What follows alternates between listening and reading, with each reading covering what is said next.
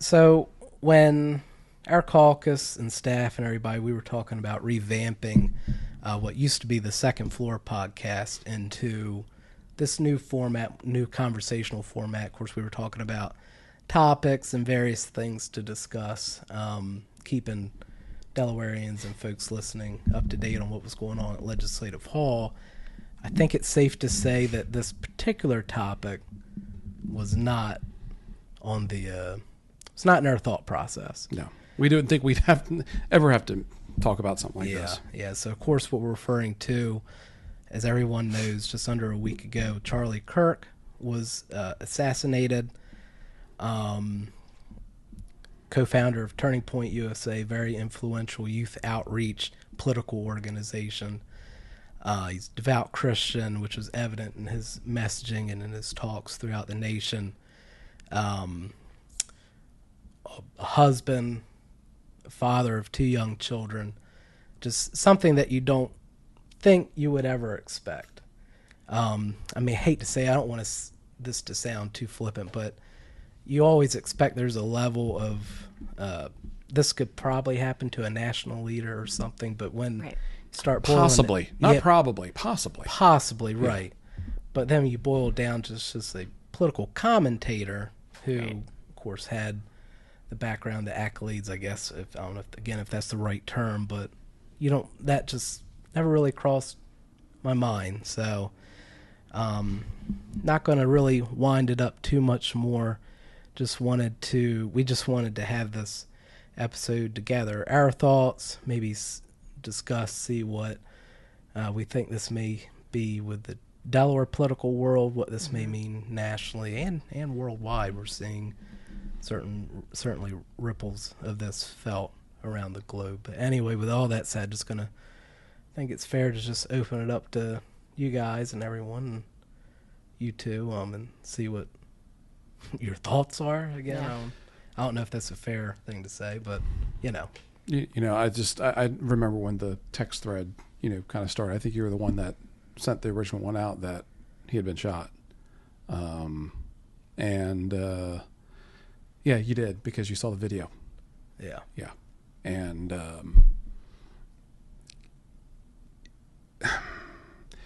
it's one of those things where, and I don't know, it's hard for me to put a lot of this into words, because a lot of people didn't know him. They knew him from his online presence. They knew him from the short clips and the reels that were on social media. That's how a lot of people knew Charlie Kirk. But I had done more than the 30-second reels. I had actually watched some of the full videos. I watched that full debate that he had at Cambridge. I had, because I was interested in what he knew and the depth and the breadth of knowledge that he had. I mean, it was just, you ask him any question and to defend anything, and he could do it. Yep. And it was amazing, somebody so young but had such a deep knowledge of our republic, of history, of economics. Whatever people wanted to talk to him about, he had an answer for. Mm-hmm. And so, when I heard it, when you sent it, I was like, oh, well, God, I hope he's okay. I hope it's not bad. And then, I asked you to send me the video. I'm kind of upset that you did, because when I saw the video, I was like, yeah, that's... I know. Yeah, there's no way. Yeah, I didn't see it, thankfully. And it's one of it's affected me in a weird way, for somebody that didn't know him, but know of the power of words. Words have a lot of power, especially in the hands of the right people, and the way his words were reaching out and getting to people. And he didn't do it in a hateful way, unless you think the truth is being hateful. Right. But he was always very truthful. He was informed, and he communicated a lot of these things, if you listen to the entire recordings, in a very human way. Mm-hmm. And to have a communicator like that mowed down in the prime of his life is hard. I was a huge Charlie Kirk fan. I would listen to his podcast, watch his campus tour. So I was very familiar with him because I always loved the way that Charlie intertwined politics and religion. A lot of people talk about the political side of this, but Charlie was much more, he much more focused on the spiritual part of things. And his politics were simply an extension of his religion. And he was, there's not a doubt in my mind that he was assassinated because he was effective. Young people were listening, and he was offering young people something. Well, he was sharing God's word in turn and sharing something with young people that they're not getting anywhere else today. You know, right now, everything seems hopeless. You know, young men especially are being told your masculinity is toxic. You know, he gave them something, and they related to him on a level that no one else was relating. And it was effective, and it was having a real impact. And on another level, and I can say this just because of my own faith, people look at him as being hateful, but the way that Charlie looked at this is he had the good news. He had the answer for people's eternal souls. So for him, it would have been mean and hateful not to share that news. So everything he was doing was he literally loving people so much and didn't want to see, he wanted to tell them, look, there's a life beyond this life. This is temporary. You need to be thinking about eternal, what comes next. And that was all done out of love. And I think that's one of the reasons that this has hit me so, and it's been so impactful for me because I see this as spiritual warfare, 100%. He was killed for his faith. And I grew up in a Christian home, didn't always live the life until much later in life, but I was always told as a kid, one day you may have to give your life for your faith. That's something we were always taught. And I thought, okay, sure. And I think for me, this really hit home because I'm like, you know what? Here we are. This is a real possibility that if not in my generation, my kids and grandkids very well could have to give their life for their faith. And to me, that's terrifying. And we should all be terrified by that. No, I mean, I think I share, I agree with everything you guys said. And it really struck me. I followed Charlie as well in Turning Point.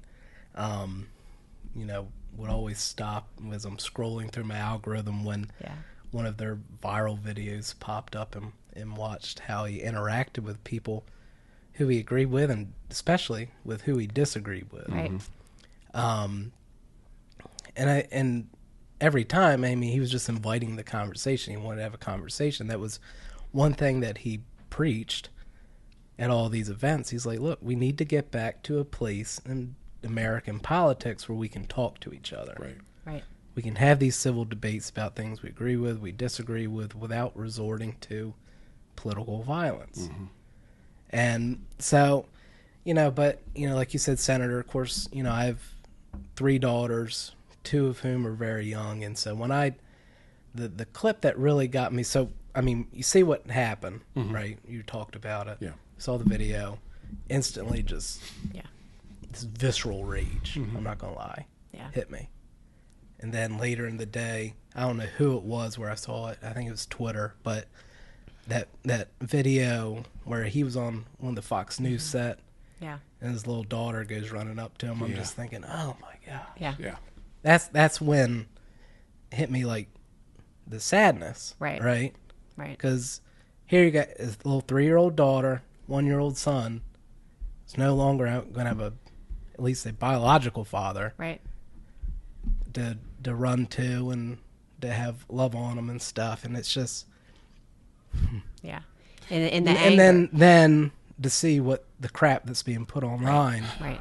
It's just disgusting. brings that rage back into me. It's disgusting. Yeah. I'm sure we'll talk about, but and we so will. Deanna, you got the list here. What we got? Yeah, so we do. And the anger is totally, I feel the same. It's been a mix of emotions, and you guys have known me for a long time. I'm not an emotional person, just not who I am. But this had like you said, I had such a reaction to this. Like, I was in tears for at least 2 days, and that's just not like me. And it's just, I don't really know. And it's not just me, it's everyone I talk to. Everyone is having the same reaction. It's so just emotional and personal. But like you had said, the reaction to it, I think, is what has just been unbelievable to me. I'm not sure where we want to start with all of this. Just go. Yeah, so this is something that I heard, a poll that came out that really astonished me, and it astonished me. I think one of the facts is we work here at Legislative Hall with a majority of Democrats. Mm-hmm. So, and I want to remind everybody that this poll was conducted on 9/11/25. So when this question was asked to people, they knew what this was in reference to. So this isn't a poll that was conducted years ago, and maybe they thought it was Hitler or something. People knew that this poll was in reference to Charlie Kirk's assassination. And this was the question: do you generally consider it to be acceptable or unacceptable for a person to be happy about the death of a public figure they oppose? 77% of Republicans say it's always unacceptable. Do better, Republicans. That should be 100%. Yeah. Anyway, independents, 53% say it's always unacceptable. 53%. So half of independents think it's acceptable at some point. Half of the moderates. Right. Yeah. Democrats, 38% say it's always unacceptable. Only 38% of Democrats say it's always unacceptable. And 18% say they're not sure. How did we get here? How did we? I mean, that's a bright line right there. Yeah. Killing somebody. Right. Like, I've been very careful. Up until I've been seeing some of this stuff, I've been very careful not to say they, because I don't want this divide between us, because we work with a lot of very good Democrats in this building. I've had some reach out to me since this has happened.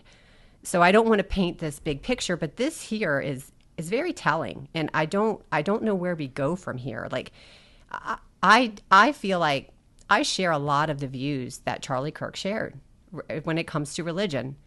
So to me, if they're celebrating the death of someone like Charlie Kirk, they're going to celebrate my death too.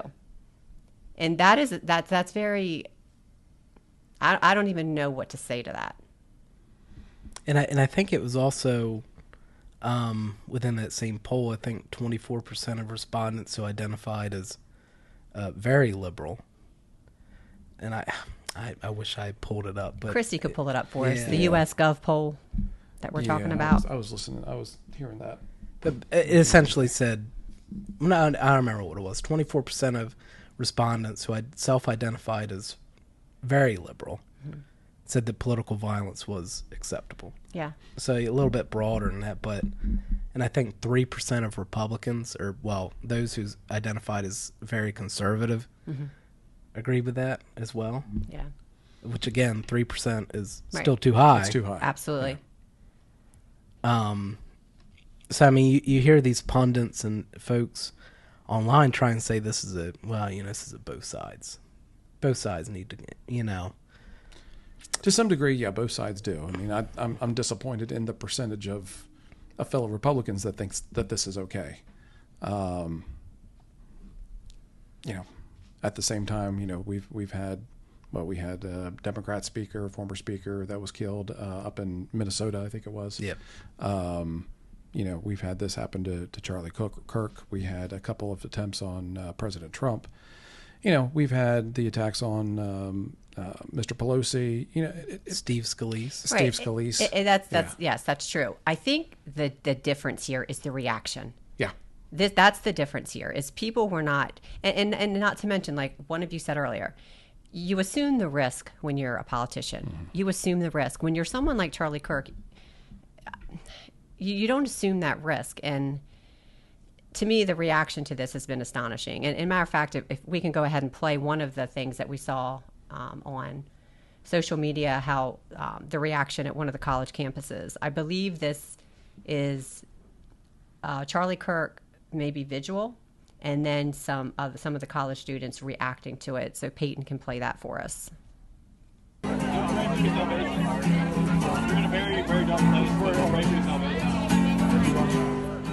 I don't want your salvations. Why? I want you to f***ing die. We're not going to give you a second chance, even when you beg for it on your knees, begging and pleading. So is there unity with that? Can we have unity? Can we? I think it's easy for the side that's saying that isn't doing this to say there should be unity. And, okay, if we want unity, because I know you've had calls, I've had calls of, Democrats reaching out, what can we do to bring unity? I'm like, They haven't okay. reached out to me. I don't know why. It's like, let's start by stop calling us fascists, stop calling us racist, stop calling us homophobes. Why don't we start there? Yeah. That's a good starting point. Because to me, when you start labeling people fascist and Hitler, to me, you are setting a permission structure to do what you need to do to end this threat. Right. Yeah. And that's a problem. And we even have a legislator here in our own building, and this is going back to the CEO of United Health that was murdered. Yeah.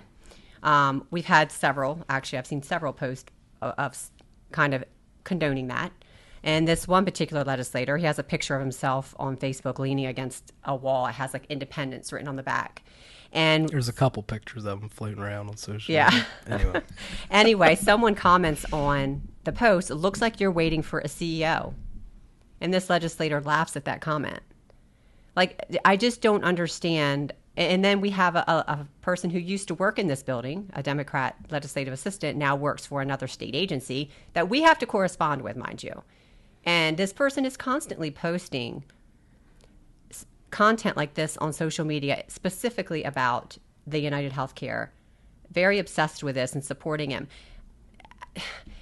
To me, like, I don't even want to reach out to this person for help with my constituents, because if I'm reaching out on behalf of a Republican and this is how you feel about people that oppose you or people you disagree with, I don't know that I even want you helping me.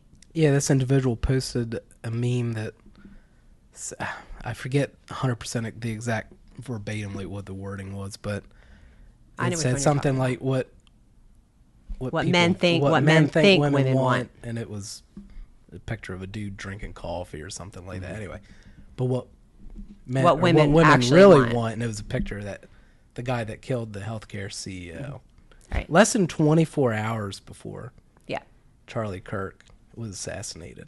We've really gotten away from common sense. I mean, if you don't agree with somebody, that doesn't mean you hate them. Right. If you think that they're leading their life in the wrong kind of way, that doesn't mean you hate them.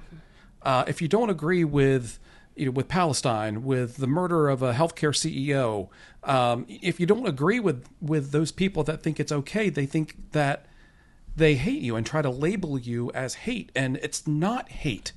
It's completely opposite of hate, actually, and I think it kind of underscores they don't really know what hate is.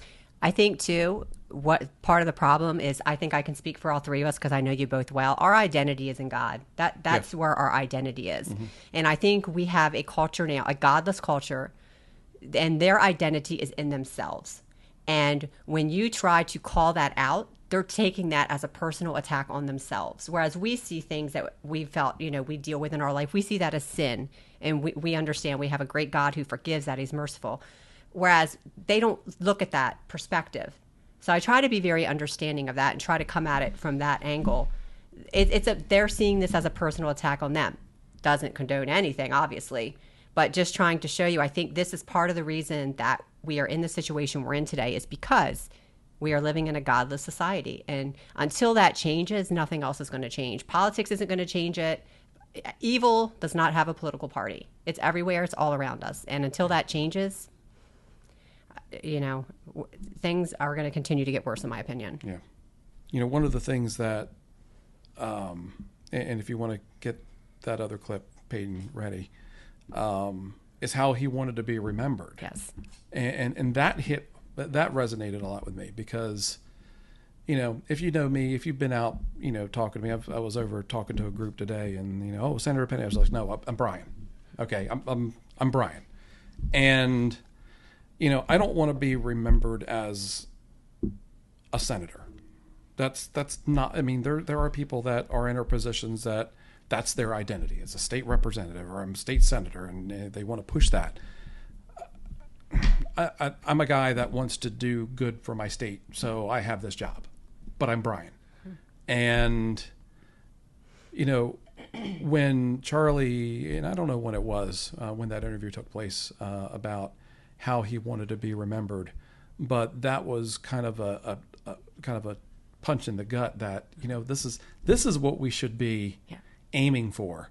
whether you take the trash, whether you're in our positions here, whether you're in D.C., whether you serve on a town council, whether you work for the electric company, what he wants to be remembered for is really what all of us should be remembered for. If you go ahead and play that clip.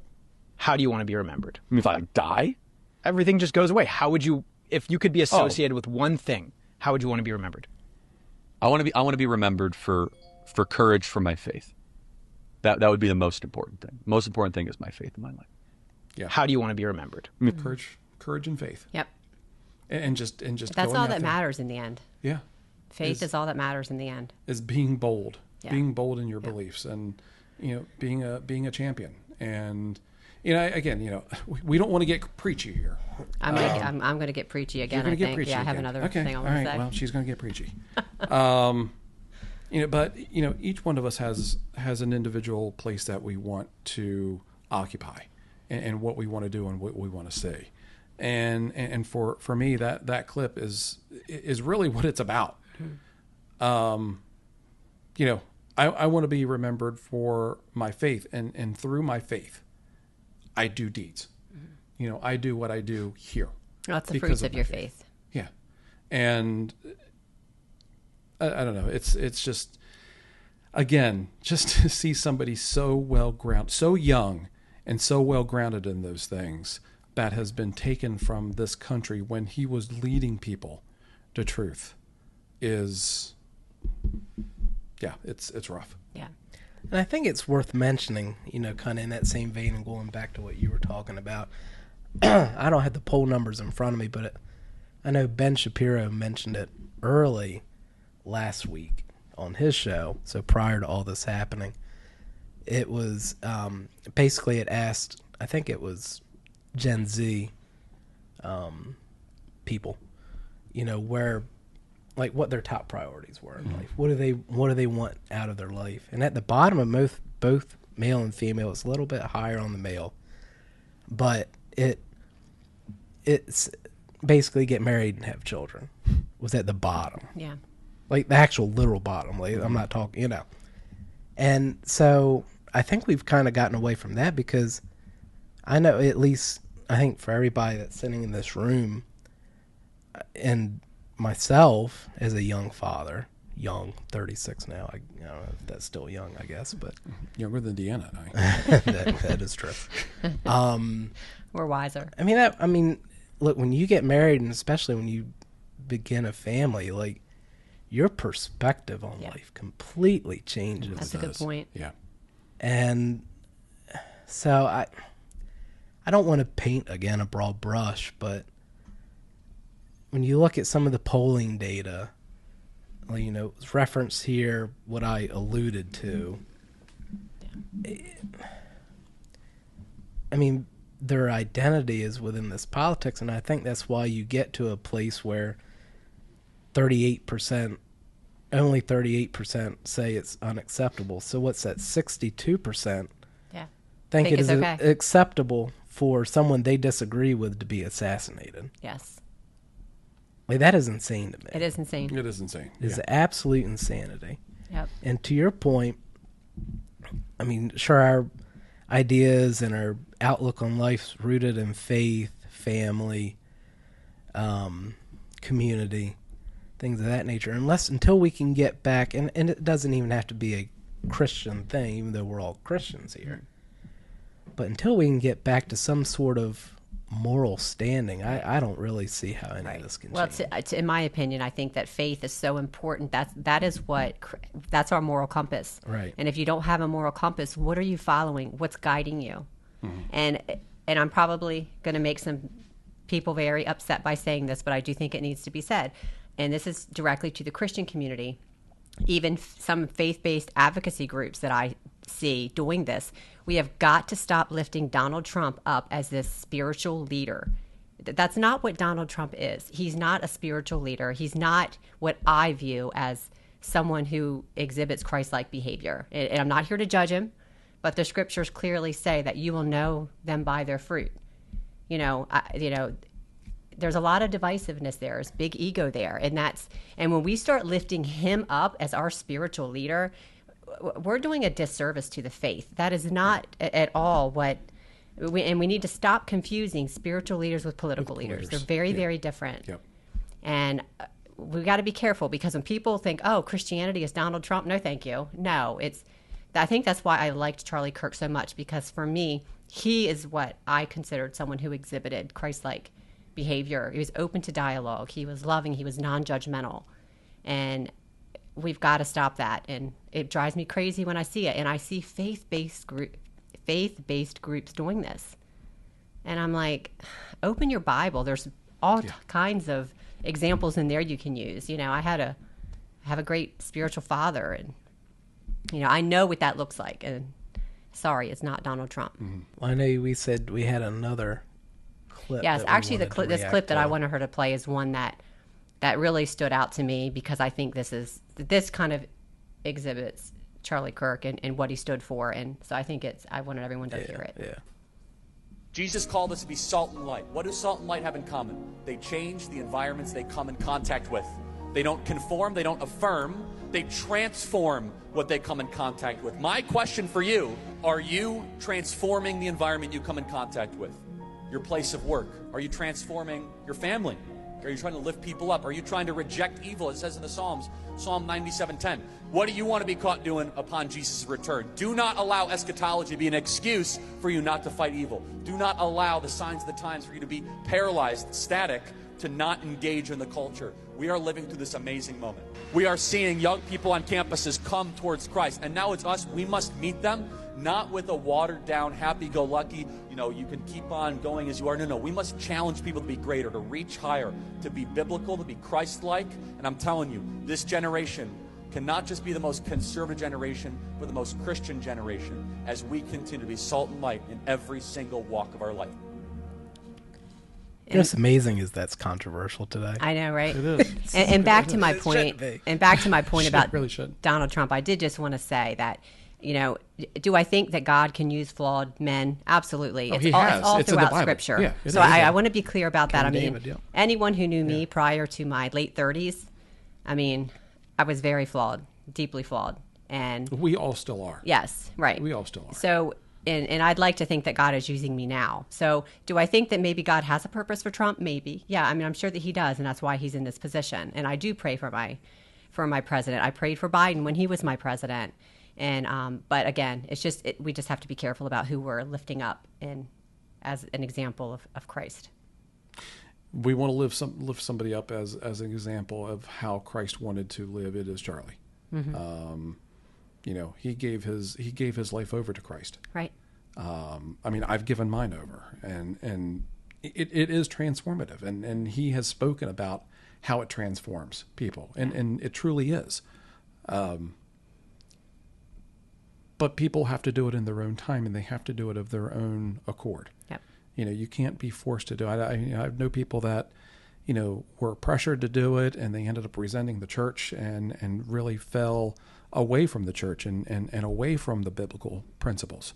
I hope that some point in time they come back to them on their own. But that's something you can't force, and you've got to do it in your way. And it does transform a person when they do that. Yeah, I agree. And when Charlie Kirk's show was on today, right before we started filming, and he had the Daily Wire on, Ben Shapiro and Ben Knowles and them, and Michael Knowles, sorry, and they had announced that as of today, that there have been 40,000 new high school and college chapters, Turning Point chapters. 40,000 new, or they're up to 40,000? They said 40,000 new. Wow. Yeah, so that's pretty encouraging. Yeah, and Because I of the think- other night, it was 32, I think is what they said Monday night. Yeah. Sunday night, yeah. Yeah, sorry, Sunday night. Yeah, I know one of its goals, and it was alluded to, well, it was spoken about rather in the show that Vice President Vance hosted. I guess one of the goals that Charlie had for Turning Point was to be present on every single high school campus in the nation, which, Yeah. if I recall, I believe it was 23 or 28,000 was what the Okay. number came out to. And of course, as some of the guys that were being interviewed by JD, they were, they're like reminiscing about the time, like, oh yeah, we kind of were like, okay, all right, Charlie, let's Yeah. blah blah blah. But here now, Yeah. Yeah, currently 40,000 new requests. Yeah, That's currently crazy. they're at 900 official college chapters and approximately 1,200 high school chapters. Okay. So, so just over 2,000 chapters, and they've gotten It's crazy. 40,000. Yeah. And I do requests. think that That's just- Charlie's going to make a bigger impact in his death, because I've had a lot of people reach out to me who didn't know who he was, and they started to go look him up because they wanted to see, okay, who is this guy? So I do think there's a lot of people listening to him now that weren't. And I just want to be very clear that a lot of the stuff that you're seeing on social media saying that he was this and that, these are clips that are highly edited or clips that are taken out of context. No one is actually, it's laziness. No one is actually taking the time to watch the whole clip to see what he's actually saying in the context. And that's a good point, because it's really easy to flip through and look at reels and look at some of these pages that are out there and say, oh, Charlie Kirk hated everybody, just because they took snippets of what he said and put them together. Do yourselves a favor, and I know it's going to be tough for some people, but educate yourself. Yeah. Educate yourself about what he really said. What was the conversation around what he was saying? Whether it was to, a student there in his, his college visits, or on stage, or, whether it was over at Cambridge, whatever. Do yourself a favor and watch the entire thing and get the context, because I guarantee you that if you think he was a bad person and you listen to those things with an open mind, it will change your mind about him. Yeah. But only if you are willing to open your mind up and realize, guys, I might be wrong about my initial thought about Charlie Kirk. One of the things that I really liked about him too is, there were times that he was wrong, and guess what? He admitted it and then moved on. I was watching one interaction with a student where, she said, you said X, Y, Z, and he said, I did, and it was wrong. Yeah. And I admitted it. Next question. We're human and we make mistakes. Yeah. He was human. He made mistakes. He acknowledged them. It changed his mindset on some things, and then he moved forward. That's what we all have to do when we're presented with information that's good information that might not go along with our current state of thoughts. If we're proven wrong, guess what? You put that humility, you bring that humility up and say, you know what? Yeah, I was wrong. Yeah. And now I've learned from it. So let's move on with this new knowledge of fact and truth. Very true. Very true. So I guess with all that said, I think it's worth discussing, where do we go from here? What does bringing the nation back together, what does that look like? What kind of effect does this have on Delaware politics? Right. What are your thoughts on this? I don't know yet. I just know that there were over 1,000 people in the circle Sunday night. There was another one up north.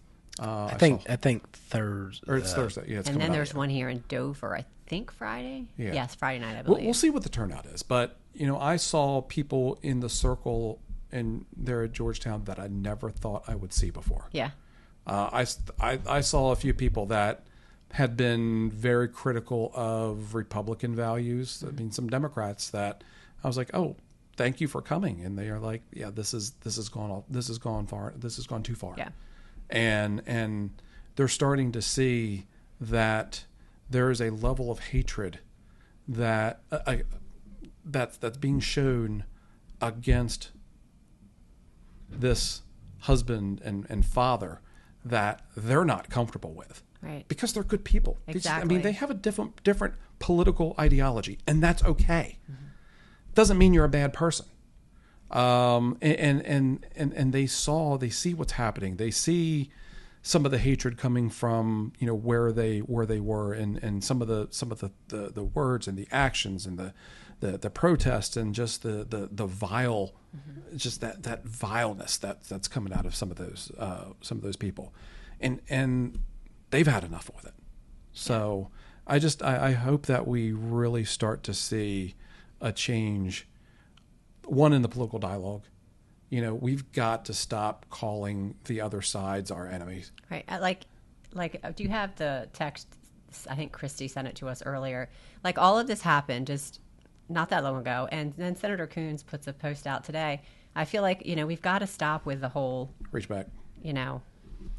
She doesn't want to. And I don't even know what this means. Maybe someone can tell me what the context is around this. Like, what's he referring to?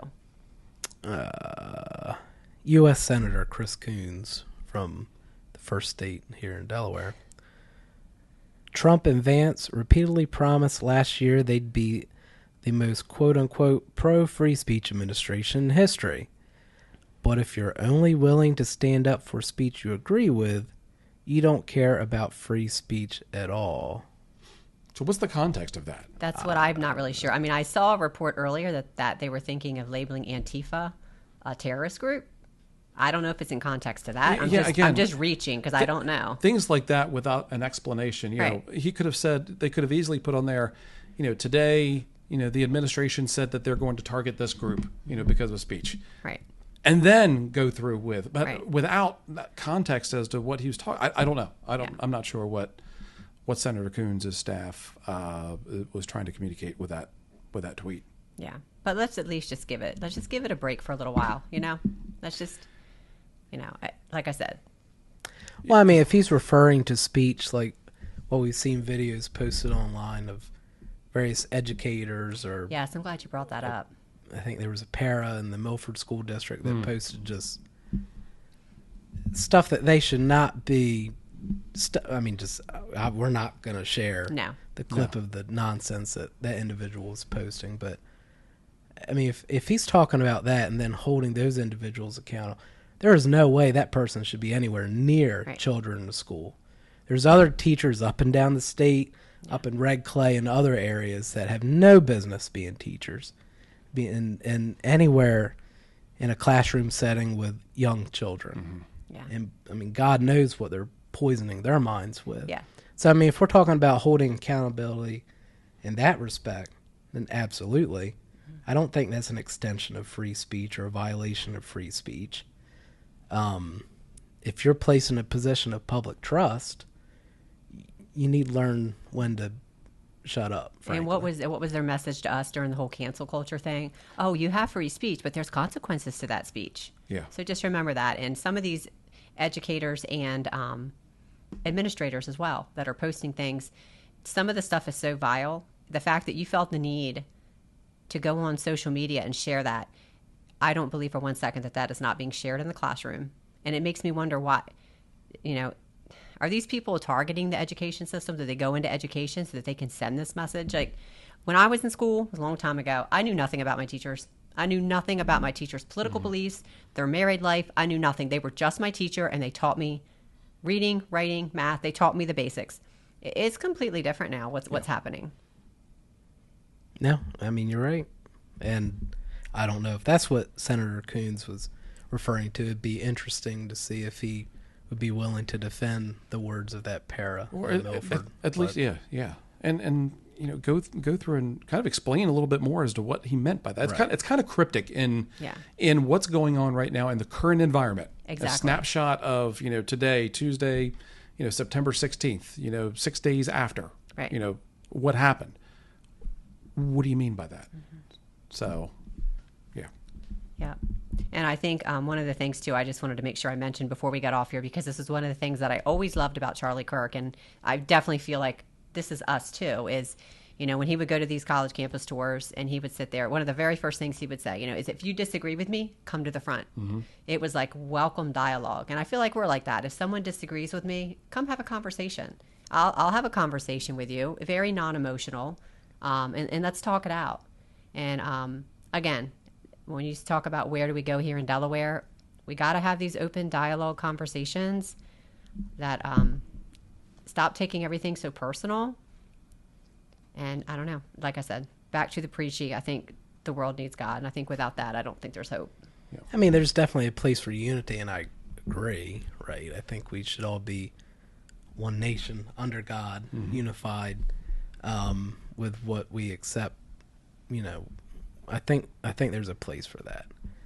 But I think we also have to be truthful that there will not be, and I'm kind of stealing some of the vice president's thunder again from when he hosted Charlie's show yesterday on Monday. I mean, there is no unity with people that want to kill you. There's no unity with some of the numbers that you see there. Yeah. I think, I mean, frankly, I know maybe this is controversial, I don't know, but the administration, the president's administration, needs to get serious about political violence and need to hold these far left non-government organizations that finance a lot of these quote-unquote protests, right? They need to hold them accountable. And I think that's a really great place to start, because I think there is a pipeline, and I think there's from some of these college campuses to go get involved with those organizations, and then it turns around and you see what's happening here. Yeah. College has turned into, and it's all about activism. And a lot of the times when you look at these kids in college campuses that were debating Charlie, they could not actually look him in the eyes and debate him. They had to have their phone up, and they were reading things in their notes. They had their chat GPT up, looking to that. It's like, it's all about, they have been taught what to think and not how to think. Mm-hmm. And that's where we are right now. It's just regurgitation. There's no critical thinking, and it's dangerous where we've come. And again, I want to say, I think through all of this, on the positive note, I have seen so many wonderful young conservatives that have kind of come up. I mean, look what we had the other evening. All these young kids that stood up. They did a wonderful job, and there was no hate. It was all love, and it was a wonderful night, and it was good to see all those young people standing up and speaking. One of them was our intern, Blake, which everybody knows. Yeah. So, churches were packed this weekend. Yes, they were. My church is packed every Sunday, but yeah, they were, and it's great to see. I really do hope there's some type of revival. And I hope that's not controversial, but that's my hope through all of this, is that there's a revival that takes place in our country. And, I know, as someone who has lived a life that has not been pleasing to God at all, and then made that transformation in that profession of faith, I know personally what it has done for my life. And it really is life-changing. It really is. Yeah. But it's all that I have, unless you have anything else. I don't have anything else. No, I don't have anything. But, let me just close with this. It's not too late for each and every one that's out there listening to this to say, I want to be part of the movement of people that says enough is enough. Enough with the devaluing of life by saying, my political opponent should die, or celebrating the death of somebody like Charlie Kirk, or the former speaker of Minnesota.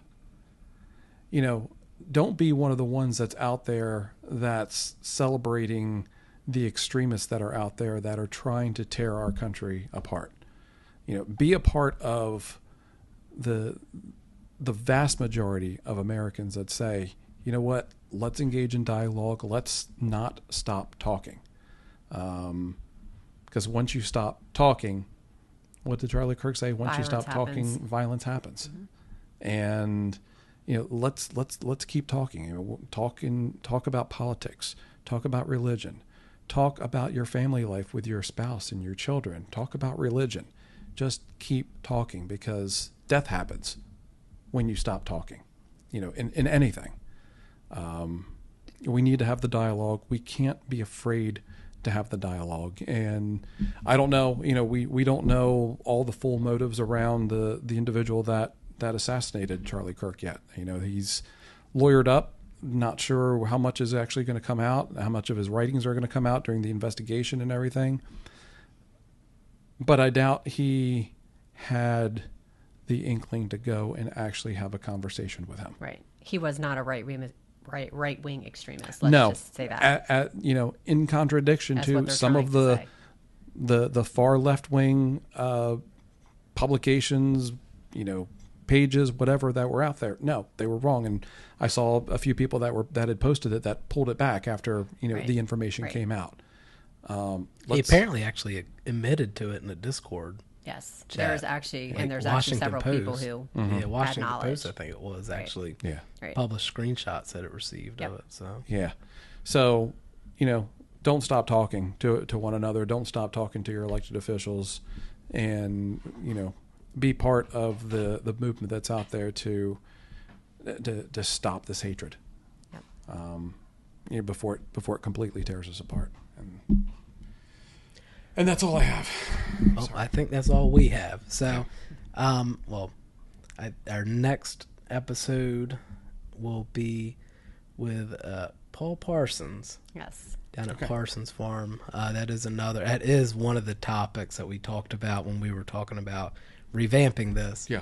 It's getting out in the community, speaking with business owners, law enforcement, educators, whoever, just everyday people out and out in our community, just hearing their concerns, maybe get their take on some of the legislation that's probably directly affecting their industry. Right.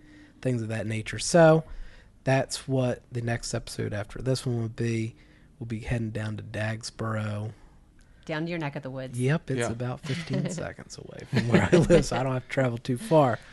But in the meantime, like I said, we just wanted to kind of have this candid conversation about our thoughts about what happened last week and everything that's happened since.